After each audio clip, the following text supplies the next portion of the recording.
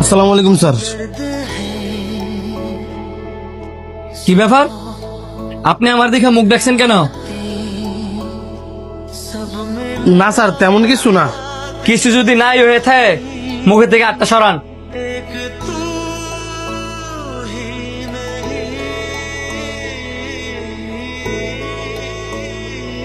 সানিয়া না? জি স্যার। তো তুই আমার দিকে মুখ ডাকলি কেন? স্যার লজ্জায়। লজ্জা?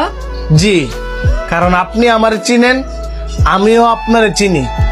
আপনি হচ্ছেন এই অফিসের স্যার, আর আমি সাধারণ একজন সিকিউরিটি গার্ড।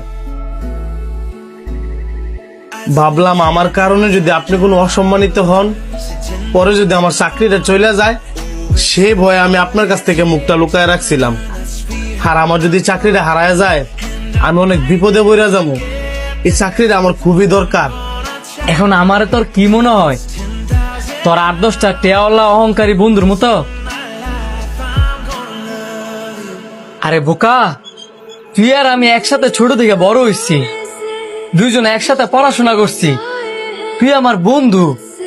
টাকা পয়সা হওয়ার পরে কিন্তু তুই আমার বন্ধু হস নাই, এইসব হওয়ার আগে থেকেই তুই আমার বন্ধু। তুই কিভাবে ভাবলি যে তুই সিকিউরিটি গার্ডে চাকরি করস দেখিয়া আমি অপমানিত হমু বা নিজের ছোট মনে করমু? তারপরেও স্যার, বন্ধু আমরা বাড়িতে, অফিসে আপনি আমার স্যার আর আমি সিকিউরিটি গার্ড। কারণ আমি যদি আপনাকে এখানে নাম ধরে ডাকি, আপনার কলিগ যারা আছে সবাই এই বিষয়টা নিয়ে অনেক হাসাহাসি করবো। শোন বন্ধু, তুই আমার লাজ শরমের ভয় দেয়স না।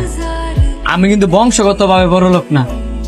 আমি আমার এই জায়গাটা পরিশ্রম করে আসছি। কে হাসাহাসি করলো, কে এটা নিয়ে মজা লইলো, এসবের ভয় আমার তুই দেয়স না। বাকি সবারই তুই সার করে রাখলো, আমার আইতে যাইতে বন্ধু বলে ডাকবি। জি স্যার। বন্ধু